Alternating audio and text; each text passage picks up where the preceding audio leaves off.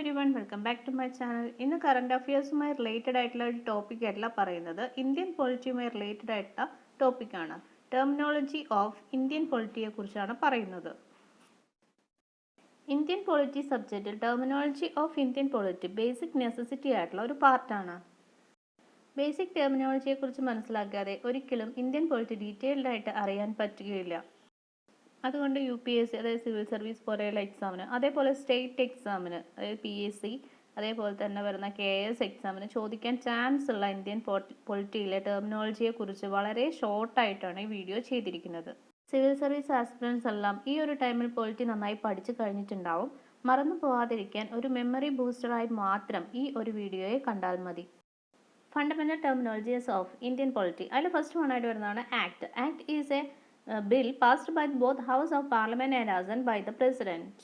അതായത് പാർലമെന്റിലെ രണ്ട് സഭകളിലും പാസ്സാക്കിയതും പ്രസിഡന്റ് അംഗീകരിച്ചതുമായിട്ടുള്ള ഒരു ബില്ലാണ്. Ad hoc committee. Ad hoc committee constitute ചെയ്യുന്നത് ഹൗസ്, അതും അല്ലെങ്കിൽ ചെയർമാൻ, അതും അല്ലെങ്കിൽ രണ്ട് ഹൗസിലെയും പ്രിസൈഡിംഗ് ഓഫീസേഴ്സ് ആണ്. അതുകൊണ്ട് തന്നെ സ്പെസിഫിക് മാറ്റേഴ്സ് കൺസിഡർ ചെയ്യുന്നതിനും ആ ഒരു ടൈമിൽ ആ ഒരു ടാസ്ക് കംപ്ലീറ്റ് ചെയ്യുന്നതിനും ഹെൽപ്പ് ചെയ്യുന്നു. ടാസ്ക് കംപ്ലീറ്റ് ചെയ്യുന്നതോടെ അത് ഡിസോൾവ് ആവുകയും ചെയ്യും. അതായത് കമ്മിറ്റി ഇഷ്യൂ സോൾവ് ചെയ്യാൻ വേണ്ടി രൂപീകരിക്കുന്ന ഒരു കമ്മിറ്റിയാണ് ഇത്. പാർലമെന്റിൽ ഇതിനെക്കുറിച്ച് ഡിസ്കസ് ചെയ്ത് കമ്മിറ്റി കറക്റ്റായിട്ട് ഡിസ്കസ് ചെയ്ത് റെഡിയാക്കുന്നതായിരിക്കും. റെഡി ആയതിനു ശേഷം ഇത് ഡിസോൾവ് ആവും. Adjournment of the sitting of the house. House സിറ്റിങ്ങിനെ നീട്ടിവെക്കുന്ന പ്രക്രിയയാണ് ഇത്. The sitting of the House got terminated and met again at the time of appointment for the next sitting. അതായത് എന്തെങ്കിലും ചെറിയ പ്രോബ്ലംസ് കൊണ്ട് ഈ ഒരു സിറ്റിംഗ് നീട്ടിവെക്കുക, കോറം തികയാത്തതോ മിനിസ്റ്റർ ഹാജരാവാത്തോ അങ്ങനെ എന്തെങ്കിലും ഒരു പ്രോബ്ലം വരുമ്പോൾ ആ സിറ്റിംഗ് നീട്ടിവെക്കുന്ന പ്രവർത്തനമാണ് ഇത്. നെക്സ്റ്റ് ആയിട്ട് വരുന്നത് അപ്രോപ്രിയേഷൻ ബില്ലാണ്. A money bill passed annually providing for the withdrawal or appropriation from and out of consolidated fund of India of money voted by Lok Sabha and money charged on the consolidated fund of India, of money voted by Lok Sabha and money charged consolidated fund for the service of financial service or part of the financial year. ഇതൊരു money bill തന്നെയാണ്. ഒരു financial ഇയറിലെ expense meet ചെയ്യാൻ വേണ്ടി government consolidated fund of ഇന്ത്യയിൽ നിന്ന് മണി withdraw ചെയ്യുന്നു. Appropriation bill പാസ്സാക്കുന്നതിലൂടെയാണ് ഈ മണി withdraw ചെയ്യുന്നത്. ആർട്ടിക്കിൾ 114 പ്രകാരം ഗവൺമെൻറ്റിൽ നിന്നും പാർലമെൻറ്റിൻ്റെ അപ്രൂവൽ ഉണ്ടെങ്കിൽ മാത്രമേ മണി വിഡ്രോ ചെയ്യാൻ വേണ്ടി പറ്റുകയുള്ളൂ. ഫിനാൻഷ്യൽ ബില്ലും അതേപോലെ തന്നെ അപ്രോപ്രിയേഷൻ ബില്ലും രണ്ടും മണി ബിൽ തന്നെയാണ്. ഫിനാൻഷ്യൽ ബിൽ എന്തിനാണ് യൂസ് ചെയ്യുന്നത് എന്നുണ്ടെങ്കിൽ എന്തെങ്കിലും നോർമൽ എക്സ്പെൻഡിച്ചർ മീറ്റ് ചെയ്യാൻ വേണ്ടിയിട്ടാണ് ഈ ഒരു മണി വിഡ്രോ ചെയ്യുന്നത്. ഇൻ ദ കേസ് അപ്രോപ്രിയേഷൻ ബില്ലാണെങ്കിൽ അതെന്തെങ്കിലും സ്പെഷ്യൽ പർപ്പസ് മീറ്റ് ചെയ്യാൻ വേണ്ടിയിട്ടായിരിക്കും. അത് എന്തിനു വേണ്ടിയിട്ടാണ് എന്നുള്ളത് കറക്റ്റായിട്ട് മെൻഷൻ ചെയ്തിരിക്കണം. അപ്രോപ്രിയേഷൻ ബിൽ വെരി ഇമ്പോർട്ടൻ്റ് ആണ്. അധികം എക്സാമിനും ചോദിക്കുന്ന ഒരു പാർട്ട് കൂടിയാണിത്. നെക്സ്റ്റ് പറയുന്നത് ബഡ്ജറ്റ് ആണ്. Annual financial statement of the estimated receipt and expenditure of the government of India in respect of financial year. ഗവൺമെൻറ്റിൻ്റെ ഒരു ഫിനാൻഷ്യൽ ഇയറിലെ റെസിപ്റ്റ് ആൻഡ് എക്സ്പെൻഡിച്ചർ സ്റ്റേറ്റ്മെൻറ്റിനെയാണ് ബഡ്ജറ്റ് എന്ന് പറയുന്നത്. Begins on 1st April and end on 31st March. Next ആയിട്ട് വരുന്നത് calling attention motion ആണ്. ഇത് ഒരു പബ്ലിക് ഇമ്പോർട്ടൻസ് ഉള്ള ഒരു കാര്യത്തിൽ ഒരു മെമ്പർ ക്ലാരിഫിക്കേഷൻ ആവശ്യപ്പെടുകയാണെങ്കിൽ മിനിസ്റ്റർ അതിനൊരു ബ്രീഫ് സ്റ്റേറ്റ്മെൻറ്റ് കൊടുക്കുകയും മെമ്പേഴ്സിന് ക്ലാരിഫിക്കേഷൻ കൊടുക്കുകയും ചെയ്യുന്നു.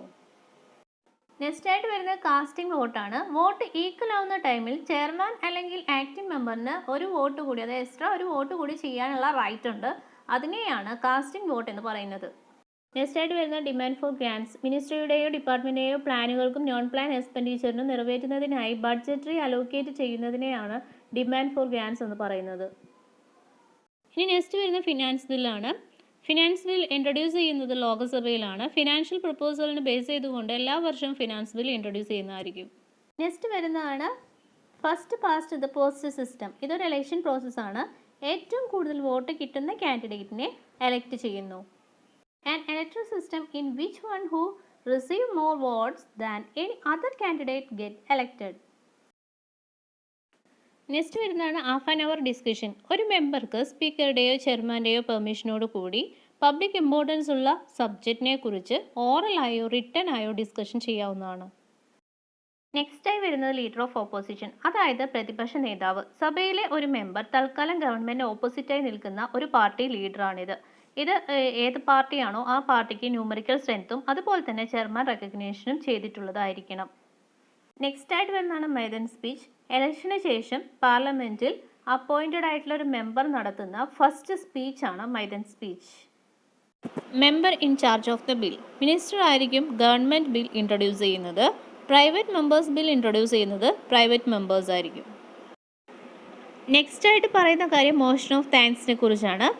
ജനറൽ ഇലക്ഷൻ കഴിഞ്ഞ ആദ്യത്തെ സിറ്റിങ്ങിൽ ഓരോ വർഷം ആരംഭത്തിലും 2 ഹൗസ് കൂടി കമ്പൈൻ ചെയ്ത് പ്രസിഡന്റിൻ്റെ സ്പീച്ച് ഉണ്ടായിരിക്കും.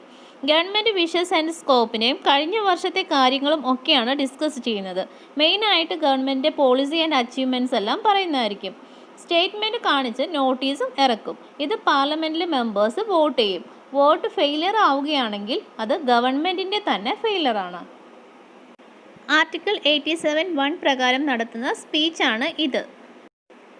ഇനി നെക്സ്റ്റ് പറയുന്നത് നോ കോൺഫിഡൻസ് മോഷൻ. ഇതിനെക്കുറിച്ച് എല്ലാവർക്കും ഇപ്പോൾ അറിയുമായിരിക്കും. ഇപ്പോൾ കൂടുതൽ ന്യൂസുകളൊക്കെ അതിനെക്കുറിച്ച് വന്നിട്ടുണ്ടായിരുന്നു. അവിശ്വാസ പ്രമേയം, അതായത് ആത്മവിശ്വാസം ഇല്ലാത്ത അവസ്ഥ. ലോകസഭയിലെ എല്ലാ കൗൺസിൽ ഓഫ് മിനിസ്റ്റേഴ്സിനും എതിരെയാണ് നോ കോൺഫിഡൻസ് മോഷൻ പുറപ്പെടുവിപ്പിക്കുന്നത്. ഇതിൻ്റെ ലക്ഷ്യം ഭൂരിപക്ഷം തെളിയിക്കാൻ ഗവൺമെൻറ്റിനോട് ആവശ്യപ്പെടുകയാണ് ചെയ്യുന്നത്. ായിട്ട് വരുന്നതാണ് ഓർഡിനൻസ്. കോൺസ്റ്റിറ്റ്യൂഷൻ ആർട്ടിക്കിൾ 123 പ്രകാരം പ്രസിഡന്റിന് നൽകിയിട്ടുള്ള പവർ വിനിയോഗിക്കുന്നതിന് ഉണ്ടാക്കിയ ലോ ആണ് ഓർഡിനൻസ്. സ്പെഷ്യൽ സിറ്റുവേഷനിൽ കൊടുക്കുന്ന ലോ ആണ്. ഏതെങ്കിലും ഹൗസ് വർക്കിംഗ് അല്ലാത്ത ടൈമിലുള്ള ഒരു ലോ ആണ് ഇത്. വാലിഡിറ്റി 6 months ആണ്. അത് വേണമെങ്കിൽ എക്സ്റ്റെൻഡ് ചെയ്യാവുന്നതാണ്. നെക്സ്റ്റ് വരുന്നത് പോയിന്റ് ഓഫ് ഓർഡർ ആണ്. റൂൾസ് ഓഫ് പ്രൊസീജിയറിനെ ബേസ് ചെയ്തുകൊണ്ടുള്ള പോയിന്റ് റിലേറ്റഡ് ചെയ്യുന്ന ഇൻ്റർപ്രിട്ടേഷനും എൻഫോഴ്സ്മെൻറ്റും ബേസ് ചെയ്തുകൊണ്ടാണ് ഈ ഒരു ഓർഡർ. ഏതെങ്കിലും ഒരു ഹൗസിനെ സബ്മിറ്റ് ചെയ്യുന്നതായിരിക്കും. ഡിസിഷൻ എടുക്കുന്നത് ചെയർ ആയിരിക്കും. ഇത് ഒരു മെമ്പർ അറൈസ് ചെയ്യുന്നത്, അതായത് ഹൗസിൻ്റെ റൂൾസ് ആൻഡ് പ്രൊസീജിയേഴ്സിനനുസരിച്ചെല്ലാം പോകുന്നതെങ്കിൽ മെയിനായി ഓപ്പോസിറ്റ് ലീഡർ ഗവൺമെൻറ്റിന് എതിരെയാണ് പോയിന്റ് ഓഫ് ഓർഡർ കൊടുക്കുന്നത്. നെക്സ്റ്റ് ആയിട്ട് പറയുന്നത് പ്രൈവറ്റ് മെമ്പർ റെസൊല്യൂഷനാണ്.